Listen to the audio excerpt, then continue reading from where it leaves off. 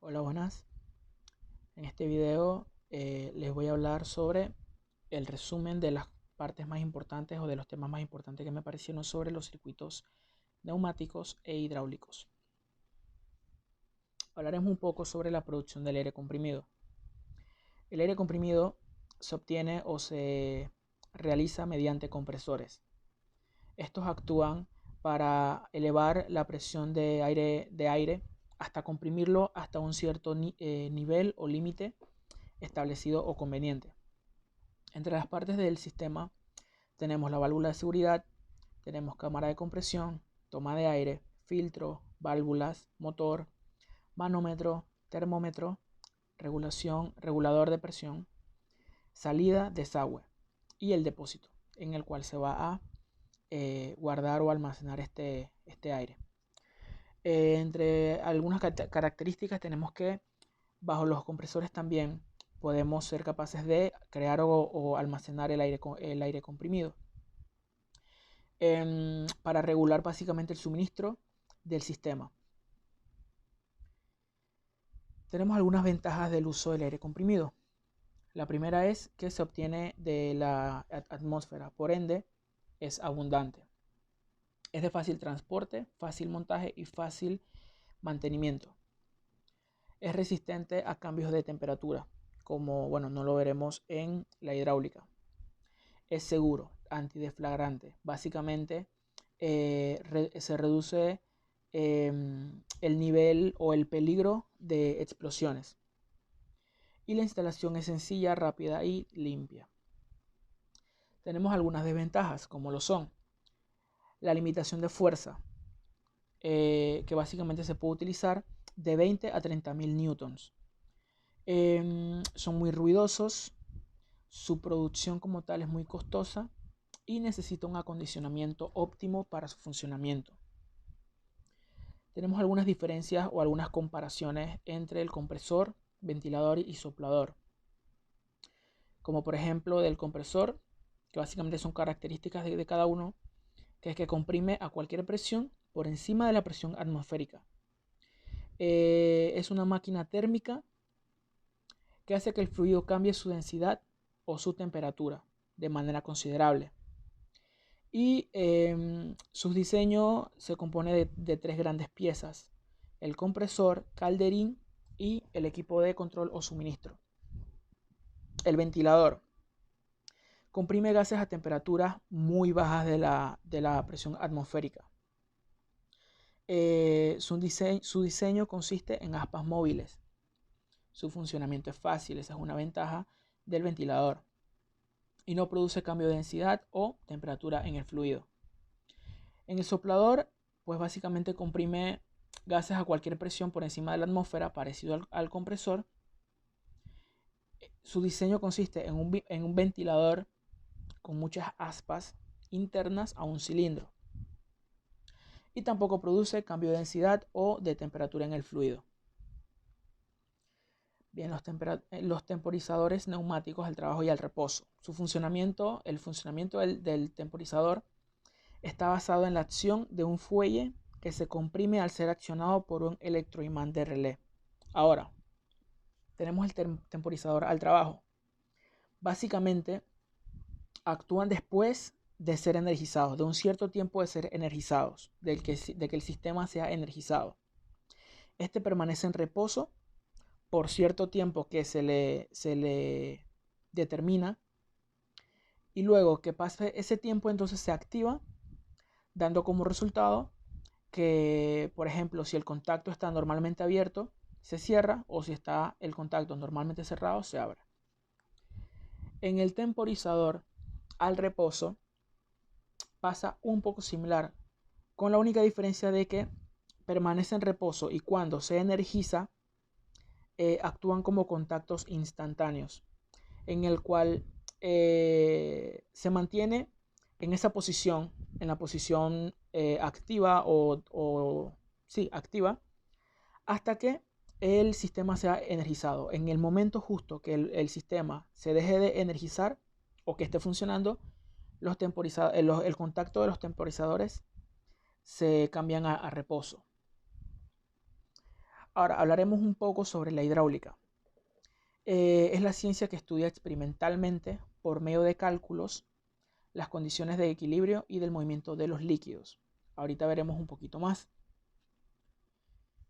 Entre las características de la hidráulica o de los sistemas hidráulicos, tenemos que las temperaturas de funcionamiento máximas y mínimas determinan los requisitos para la viscosidad del fluido que vayamos a necesitar en el sistema. El fluido debe mantener una viscosidad mínima a la temperatura de funcionamiento más alta, pero por consecuencia tenemos el desgaste y la corrosión, en el cual el desgaste básicamente es inevitable cuando trabajamos en el contacto de metal con metal. Y la corrosión es consecuencia de la oxidación de un sistema o la corrosión química ácida por el uso de aceites y de diferente temperatura o densidad. Hablaremos sobre los acumuladores hidráulicos. Básicamente nos dice en el texto, ahorita lo vamos a profundizar un poco más, nos dice que los acumuladores hidráulicos son unos elementos muy comunes en cualquier instalación industrial. Podemos tener problemas de velocidad de trabajo o de paradas de secuencias o vibraciones si la instalación de este acumulador se hace de mala manera. Su función es de almacenar el volumen de fluido a presión cuando el sistema no lo necesite. O sea, cuando el fluido haya exceso o hay un fluido del cual no se va a utilizar, simplemente lo que se hace es almacenarlo en el acumulador. Nos dice que este volumen de aceite extra lo conseguimos comprimiendo el gas o un gas introducido en el acumulador. Veremos que los tipos de acumuladores, su funcionamiento es muy parecido, pero su estructura como tal o su metodología es un poco diferente. Como primer punto tenemos el acumulador de vejiga, en el cual es un recipiente de acero de alta resistencia que se divide de un lado, la parte de arriba de gas, la parte de abajo es donde se va a introducir el líquido o el aceite. El gas casi siempre se utiliza con nitrógeno a la presión que lo requiera el acumulador. Se utilizan para acumulación de energía, cierres de emergencia o seguridad, amortiguador de variaciones de presión, compensación de volúmenes por pérdida. Entonces, en el funcionamiento tenemos el acumulador como tal. ¿Qué pasa? En esta parte de arriba es donde va a estar el gas que se va a comprimir cuando se necesite utilizar el acumulador. Entonces, por esta parte de abajo está el tornillo de vaciado, que básicamente es lo que va a evitar o lo que va a cerrar o abrir el paso del aceite hacia el acumulador o por reversa, a salir. Entonces, cuando necesitamos utilizar el acumulador con, por ejemplo, el aceite, él entra por aquí y a medida que se va llenando toda esta parte de aceite, el gas que va a estar acá arriba se va a ir comprimiendo. Entonces, una vez que necesitemos utilizar ese aceite y sacar del acumulador, simplemente por presión, el tornillo de vaciado se abre de nuevo y, a ver, ok. Y entonces, el aceite entonces va a bajar de nuevo para el sistema. Bien, ok. Entonces tenemos el acumulador de membrana. Básicamente lleva una parte llena de líquido hidráulico que se conecta al circuito. Y por la otra parte se llena con gas para comprimir. El funcionamiento es muy similar al de la vejiga, solamente cambia en la estructura o en la figura más bien del acumulador como tal.